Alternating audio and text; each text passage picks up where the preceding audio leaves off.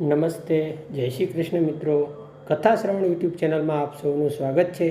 આજે આપણે આ વિડીયોમાં સાંભળીશું પવિત્ર પુરુષોત્તમ માસના અધ્યાય 3 અને શ્રદ્ધાનું ફળ કથા. તો વિડીયો પસંદ આવે તો ચેનલને સબસ્ક્રાઈબ કરી લેજો, જેથી આપને પુરુષોત્તમ માસના 30 દિવસના તમામ વિડીયો આપ સુધી મળતા રહે. મિત્રો, પુરુષોત્તમ માસ એ અતિ પવિત્ર માસ છે. પુરુષોત્તમ માસ ભગવાન શ્રી હરિના કોઈ પણ સ્વરૂપનું ભક્તિભાવથી પૂજન, અર્ચન, વ્રત, ઉપવાસ, જપ, તપ કરવાથી ભગવાનની કૃપા થાય છે. બધી મનોકામનાઓ પૂર્ણ થાય છે અને તમામ પાપોમાંથી મુક્તિ મળે છે અને મોક્ષની પ્રાપ્તિ થાય છે. તો આ પુરુષોત્તમ માસના 30 અધ્યાય શ્રી બૃહન્નારદીય પુરાણમાં વર્ણવાયા છે, જે 30 અધ્યાય 30 દિવસના કહેવાયા છે. આ 30 અધ્યાયને રોજ સાંભળવાનો ખૂબ મોટો મહિમા છે. આ અધ્યાયની સાથે એક પવિત્ર કથા પણ રોજ કહેવામાં આવે છે. તે સાંભળવાનો પણ બહુ મોટો મહિમા છે. તો આજે આપણે આ વિડીયોમાં પુરુષોત્તમ માસના આસો સુદ ત્રીજનો અધ્યાય 3ની વાર્તા સાંભળીશું. તો બોલો ભગવાન પુરુષોત્તમ ભગવાનની જય. શૌનકાદિ ઋષિઓના પૂછવાથી સૂત પુરાણીએ કહ્યું, હે મુનિ શ્રેષ્ઠો, નારદજી સમક્ષ શ્રી નારાયણે જે કહ્યું તે હું તમને કહું છું, તે સાંભળો.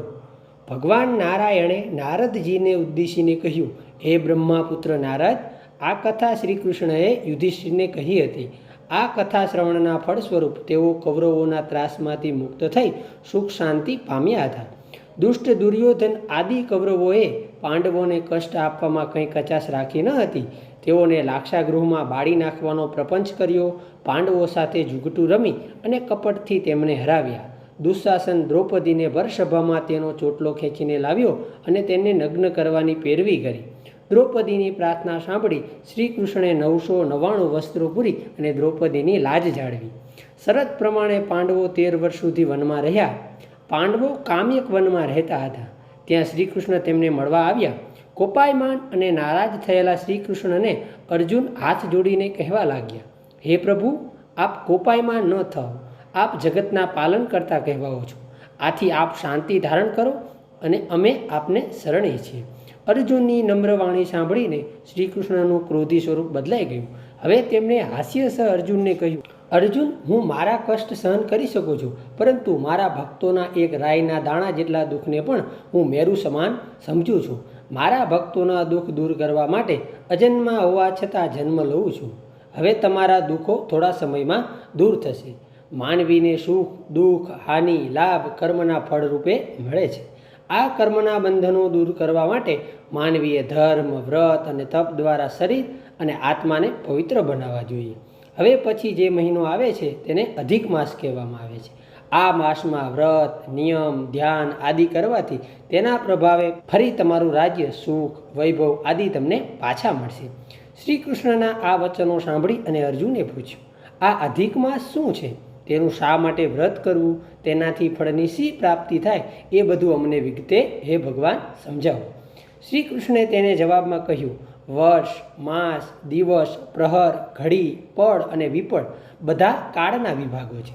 સમુદ્ર, નદી, તળાવ, કૂવા, ઝરણા વગેરે જળના વિભાગો છે. આ બધા વિભાગોના તેમના દેવોની કૃપાથી સુખ મળતું હોય છે. એવામાં સંજોગો વસાત એક વધારાનો માસ ઉત્પન્ન થયો, પરંતુ આ માસનો અધિષ્ઠાતા દેવ કોઈ હતો નહીં. આથી લોકો આ માસને મલ માસના નામે ઓળખવા લાગ્યા. વળી આ માસને મલિન માની ભાવિકો તે માસમાં સત્ય કાર્ય કરતા નહીં, કારણ કે આ માસમાં સૂર્ય એક જ રાશિમાં રહેતો હતો. તેથી લોકો તેને નિંદાપાત્ર ગણતા હતા. આ રીતે હળદૂત થયેલ આ મલ માસ બહુ નિરાશ થયો. કેટલીક વાર તેને આપઘાત કરવાનું મન પણ થતું. એકવાર વૈકુંઠ લોકમાં મારી પાસે આવ્યો અને આંસુ ભીની આંખે નમ્રતાથી તેને પોતાનું દુઃખ કહેવાનું શરૂ કર્યું. તો મિત્રો, શ્રી બૃહન્નારદ્ય પુરાણમાં પુરુષોત્તમ મહાત્મ્ય મલમાસ કથાનો આરંભ નામનો 3જો અધ્યાય અહીં પૂર્ણ થાય છે. હવે આપણે પુરુષોત્તમ માસની આજની પાવન કથા સાંભળીએ. શ્રદ્ધાનું ફળ. અનંતપુરમાં એક સુથાર રહેતો હતો. તેના કુટુંબમાં તેની પત્ની, 7 દીકરીઓ અને 2 દીકરા મળી કુલ 11 જણ હતા. દીકરીઓ મોટી હતી જ્યારે 2 દીકરા નાના હતા. આખા કુટુંબના ગુજરાનનો ભાર તેના એકલા ઉપર હતો. તે લાકડા ઉપરની કલા કારીગરીમાં હોશિયાર હતો. તેથી ગામમાંથી તેને સુથારી કામ મળ્યા કરતું. તે ખાસ કરીને દેવદેવીઓના નાના નાના મંદિરો બનાવતો. તે તેમાં એવી ઝીણી કોતરણી કરતો કે જોનારને 2 ઘડી જોઈ રહેવાનું મન થઈ જાય. સુથાર દિવસ ઉગે ત્યારથી મોડી રાત સુધી મહેનત કરતો, ત્યારે માંડ માંડ તેના ઘરનું ગુજરાન ચાલતું હતું. વસ્તારી કુટુંબમાં એક જ જણ રડનાર હોય ત્યારે જીવન નિર્વાહ ચલાવવો ભારે થઈ પડે.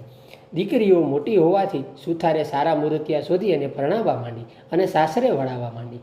લગ્નના ખર્ચામાંથી સુથાર ઊંચો જ આવતો નહોતો. વળી દીકરીઓ અવારનવાર સાસરેથી પિયરમાં આવે ત્યારે તેને કપડાં, લતા અને કંઈક રોકડ આપવી પડે. આથી સુથાર દિવસે ને દિવસે આર્થિક રીતે ઘસાતો જતો હતો. જેમ જેમ દિવસો વીતતા ગયા તેમ તેમ સુથારની ચિંતા વધતી ગઈ. વળી જુવાની હતી ત્યાં સુધી તો રાત દિવસ કામ ખેંચતો, પણ હવે તો શરીર ના પાડવા લાગ્યું હતું. શરીર થાકી જવા લાગ્યું, છતાં સુથાર જેમ તેમ કરી અને ઘરનું ખર્ચ કાઢવા મહેનત કરતો હતો. જુવાનીમાં સુથારને ભગવાન સાંભળ્યા નહોતા. તે તો પોતાના કામમાં જ રચ્યો ભચ્યો રહેતો હતો. હવે ઉંમર થતાં તે રોજ સવારે ઉઠી અને દેવ દર્શને જવા લાગ્યો. ક્યારેક કથા વંચાતી હોય, કીર્તન થતું હોય ત્યારે તે સાંભળવા બેસી જતો. એકવાર ગામમાં એક કથાકાર આવ્યા. તે સુંદર કથા કરે. સુથાર તેમની કથા સાંભળવા બેઠો. કથાકારે કહ્યું, પ્રાણી માત્રના ભરણ પોષણની ચિંતા દરરોજ ભગવાન રાખે છે. તે કીડીને કણ અને હાથીને મણ દેનારો છે. તે ભૂખ્યા ઉઠાડે છે પણ કોઈને ભૂખ્યા સુવાડતો નથી. છતાં માણસ ચિંતામાં ને ચિંતામાં આખી જિંદગી પસાર કરે છે. તે ભગવાન ઉપર ભરોસો રાખતો નથી. ભગવાન ઉપર ભરોસો રાખનાર કદાપી દુઃખી થતો નથી. ભગવાનને તેની ચિંતા કરવી પડે છે. કથાકારના આ શબ્દો સાંભળી સુથારને પસ્તાવો થવા લાગ્યો. તે વિચારવા લાગ્યો કે આખી જિંદગીમાં મેં ઢસડા જ કર્યા. કોઈ દિવસ શાંતિથી બેસી ભગવાનનું નામ લીધું નથી. હજુ એ સમય છે. ભગવાનનું નામ લઉં, તેમનું ભજન કરું, તેમનું સ્મરણ કરું તો આ અવતાર તો એળે ગયો, પણ પરલોક તો સુધરી જશે. આમ વિચાર કરતો કરતો સુથાર ઘેર આવ્યો અને તેની પત્નીને ઉદ્દેશીને કહ્યું, હવે મારાથી કામ થતું નથી. એ તો તું જાણે છે. હવે તો બની શકે તેટલું ભગવાનનું નામ લઉં. ભગવાન મને બળ આપશે તો થોડું ઘણું કામ કરીશ, જેથી આપણું ગુજરાન ચાલે. બાકીનો સમય ભગવાનની ભક્તિમાં ગાળીશ. 1000 હાથવાળો મારો નાથ આપણને મદદરૂપ થશે. પત્ની બોલી, તમારું કહેવું ખરું છે. તમે ઘણું વૈતરું કર્યું. હવે ભગવાન ઉપર શ્રદ્ધા રાખી તેની ભક્તિ પણ કરતા રહો. ભગવાન જાણે સુથારની કસોટી કરી રહ્યો હોય તેમ તેની સ્થિતિ દિવસે ને દિવસે બગડવા લાગી. તે રોજ ભગવાનની ભક્તિ કરતો હતો, પણ સુથારે કામ મળતું નહીં. આથી ક્યારેક ઘરમાં ચૂલો ન સળગે એવી હાલત થઈ જતી હતી. આમ થતાં પત્ની મૂંઝાઈ જતી અને પત્નીને 2 શબ્દો કહેવા ઈચ્છતી હતી, પણ તે મૌન રહેતી. સુથારને તો ભગવાનમાં અતૂટ શ્રદ્ધા બેસી ગઈ હતી. તે મારો વહાલો મોડો વહેલો પણ અમને સહાય કરશે. તે દરરોજ કથા વાર્તામાં જતો હતો. એવામાં પુરુષોત્તમ માસ આવ્યો. કથાકારે પુરુષોત્તમ ભગવાનના મહિમાની વાત કરતાં કહ્યું, પુરુષોત્તમ માસ આવી રહ્યો છે. આ પવિત્ર માસમાં જે કોઈ આ વ્રત કરે, આખો મહિનો નહાય, દેવદર્શન કરે, કાંઠા ગોરમાની વાર્તા સાંભળે, ઉપવાસ એકટાણા કરે, યથાશક્તિ દાન પુણ્ય કરે તો પુરુષોત્તમ ભગવાનની કૃપાથી તેનું દારિદ્ર્ય દૂર થઈ જાય છે. સુથારે ઘરે આવી પત્નીને આ વાત કરી અને બંનેએ પુરુષોત્તમ માસનું વ્રત લેવાનો સંકલ્પ કર્યો. પુરુષોત્તમ માસ બેઠો. સુથાર તથા તેની પત્ની રોજ પ્રાતઃકાળે નદીએ જઈ અને નાહી આવે. દેવદર્શન કરી યથાશક્તિ બ્રાહ્મણને દાન સીધું આપી ભગવાનનું રટણ કરવા લાગ્યા. પતિ પત્ની શ્રદ્ધાથી વ્રત કરી રહ્યા હતા. અધિક માસ પૂરો થવાના થોડા દિવસ બાકી હતા. ઘરમાં અન્નદાણો નહોતો. દરરોજ બ્રાહ્મણને સીધું કેવી રીતે આપવું તેની ચિંતા તેમને રોજ સતાવતી હતી.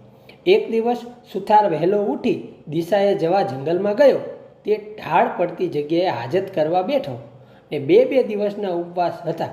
વળી ઢાળ હતો તેથી સુથારે પડી ન જવાય એટલા માટે એક ઝાંખરાનું મૂળિયું પકડી રાખ્યું. મૂળિયાને આમ તેમ હલાવવા જતાં તે ઉખડી ગયું અને ત્યાં ખાડો પડ્યો. તેમાં કંઈ ચળકવા લાગ્યું. સુથારે ચળકકાટ જોયો, પણ હજુ અંધારું હતું તેથી તેને સમજ ન પડી કે અંદર શું છે. તે તો ત્યાં બેસી રહ્યો. થોડું અજવાળું થતાં તેણે જોયું કે ખાડામાં હીરા પડ્યા હતા. તે જ ચમકી રહ્યા હતા. તેનો સુથારને ખ્યાલ આવ્યો. સુથારે આનંદ અને હરખ સાથે હીરા ઉઠાવ્યા. તેણે જોયું તો તેની નીચે સોના મોહરો પડી હતી. માટી કાઢી અને ખાડો જરા ઊંડો કર્યો તો તાંબાનો ચરુ દેખાયો. આખો ચરુ સોના મોહરથી ભરેલો હતો. આ બધું જોઈ સુથારના આનંદનો પાર ન રહ્યો. પછી વિચાર આવ્યો કે આ તો દાટેલું ધન, આ મારાથી ના લેવાય. મારા ઘરમાંથી ચરુ નીકળ્યો હોય તો મારા હકનો ગણાય, પણ આ તો પાદરે પડેલું ધન, મારાથી ન લેવાય. હાલમાં પુરુષોત્તમ ભગવાનનું વ્રત કરું છું, તેથી પરધન લઉં તો પાપી કહેવાવું. આમ વિચારી સુથાર ચરુ લીધા વગર ઘેર પાછો ફર્યો. સુથાર રોજ દિશાએ જતો પણ બહુ વાર લાગતી નહીં. પણ આજ ઘણો સમય થવાથી સુથારની પત્ની ચિંતા કરતી બારણે ઊભી સુથારની પ્રતીક્ષા કરી રહી હતી. સુથારે ઘેર આવી અને પોતાની પત્નીને સોનાના ચરુની વાત કરી. પત્ની તો આ વાત સાંભળીને રાજી થઈ ગઈ. દાટેલું ધન હાથમાં આવવા છતાં પતિને ખાલી હાથે પાછો ભરેલો જોઈ એ તો ગુસ્સો કરી અને કહેવા લાગી, તમે તો સાવ ભગત થઈ ગયા. તમારે ક્યાં ચોરી કરવાની હતી? અરે રે, ઘર બેઠા ગંગા આવી અને તમે કોરા જ રહ્યા? અકર્મીનો પડ્યો કાણો જ હોય. ચાલો મને દેખાડો એ જગ્યા, હું એ ચરું લઈ આવું. સુથાર કહે, એ તો અણહકનું ધન કહેવાય. એ લઉં તો મારી ભક્તિ એળે જાય. હવે તેલ તાવડો છોડો અને ચાલો મારી સાથે. લક્ષ્મી ચાંદલો કરવા આવી છે, એને વધાવી લો. ભગવાન ઉપર મને શ્રદ્ધા છે. પારકા ધનને હું હાથ નહીં અડાડું. તારે જોઈતું હોય તો જઈને લઈ આવ. મારા ભગવાન મને ન્યાલ કરવો હશે તો ઘરમાં બેઠા બેઠા ધનનો વરસાદ વરસાવશે. આ સાંભળી તેની પત્ની તો કપાળ કૂટવા લાગી. પણ સુથાર એકનો બે ન થયો. પત્નીએ બહુ ધમપછાડા કર્યા ત્યારે એણે એ સ્થળની નિશાની આપીને કહ્યું, તારે ચરુ જોઈતો હોય તો લઈ આવ, હું તો નહીં જાઉં. સુથારણે જવાની તૈયારી કરી એટલે સુથારે કહ્યું, સૂર્યોદય થતાં જ નદીએ નહાવા જવાનો આપણો નિયમ છે. જો એ નિયમ તૂટશે તો ભગવાન નારાજ થશે. છેવટે સુથારણે જીદ છોડી અને નદીએ નહાવા ગયા. જ્યારે સુથાર અને તેની પત્ની ઊંચા અવાજે સોનામહોરો ભરેલા ચરુની વાત કરી રહ્યા હતા ત્યારે તેમની બંનેની વાત પાડોશમાં રહેતો વાણંદ સાંભળતો હતો. જેવા સુથારણ નદીએ નહાવા ગયા કે તરત વાણંદે તેની પત્નીને ઉઠાડી અને બધી વાત કરી. બંને તૈયાર થઈ ચરુ લેવા ઉપડ્યા. સુથારે વાતમાં જગ્યાની એંધાણી બતાવી હતી તે આશરે તેઓ ત્યાં પહોંચી ગયા. ચરુવાળી જગ્યાની ઉપર તાજી માટી વાળેલી હતી એટલે તેમને તરત તેની ખબર પણ પડી ગઈ કે અહીં ચરુ છે. બંનેએ હાથોહાથ માટી ખોદી નાખી. તેમણે જોયું કે ખાડામાં તો મોટા મોટા વીંછીઓ ખદબદતા હતા. આ દ્રશ્ય જોઈ બંને તો હેબતાઈ ગયા. તેમના આશ્ચર્યનો અને ગુસ્સાનો પાર ન રહ્યો. તેમણે મનમાં નક્કી કર્યું કે સુથારણે અમારું જૂનું વેર વાળવા માટે વીંછીઓ કરડાવવાનું આ કાવતરું રચ્યું લાગે છે. બસ હવે અમે તેને ખબર પાડી દઈએ ત્યારે જ ખરા. આવો વિચાર કરી તેમણે ખાડાવાળી માટીમાંથી વીંછીઓ ભરેલ ચરુ પોતાની સાથે લાવેલ ચાદરમાં બાંધી પોતાને ઘેર લઈ આવ્યા. એ ચરુ લઈ અને વાણંદ છાપરે ચડી ગયો અને સુથારના નળિયા પર ખસેડીને ત્યાં બેસી ગયો. સુથાર અને તેની પત્ની સ્નાન કરીને પાછા આવ્યા. સુથાર ભગવાનની પૂજા કરવા બેઠો. લાગ જોઈ અને વાણંદે ચરુ ઊંધો વાળી દીધું. ખડીંગ કરતી સોનામહોરો વરસી. સુથાર અને તેની પત્ની તો હેબતાઈ ગયા. સુથારની આંખમાં આંસુ આવી ગયા. અરે રે ભગવાન, મારા માટે તમે કેટલું બધું કષ્ટ લીધું. મેં ઘેર બેઠા ધન માગ્યું તો તેમણે છાપરું ફાડીને સોનામહોરો વરસાવી. સુથારને પુરુષોત્તમ ભગવાન ઉપર અપાર શ્રદ્ધા હતી. તેથી તે એમ સમજ્યા કે ભગવાનનું વ્રત ફળ્યું છે. ભગવાનને ખુશી થઈ અને ઘેર બેઠા લક્ષ્મી મોકલી છે. હવે ધન લેવામાં વાંધો ન હતો. તેથી સુથાર અને સુથારણે બધી સોનામહોરોને એક કોઠીમાં ભરી લીધી. થોડા હીરા હતા તે દાબડીમાં મૂકી દીધા.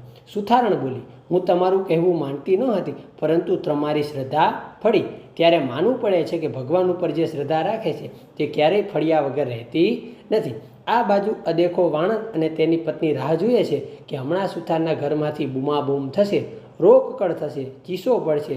ઘણીવાર થઈ પણ કંઈ ચીસાચીસ ન સંભળાય એટલે વાણંદ જાતે સુથારના ઘરે જોવા ગયો. જોયું તો તે બેઠા બેઠા માળા ફેરવતો હતો. ધન તો જેના ભાગ્યમાં લખાયું હોય તેને જ મળે છે. સુથારના ભાગ્યમાં ઘેર બેઠા ધન મળવાનું લખેલું હતું. તેથી વાણંદે ચરુ ઉપાડી લાવી તેના ઘરમાં ઠાલવ્યો. ખરેખર ભગવાનની લીલાને કોણ પામી શક્યું છે? સુથારણે ધન મળ્યાની વાત કોઈને જણાવી નહીં, પરંતુ તે ધનનો ઉપયોગ તે સારા કામમાં કરવા લાગ્યા. હવે તેની પાસે ધન આવવાથી તેઓએ પુરુષોત્તમ માસના વ્રતનું ઉજવણું સારી રીતે કર્યું.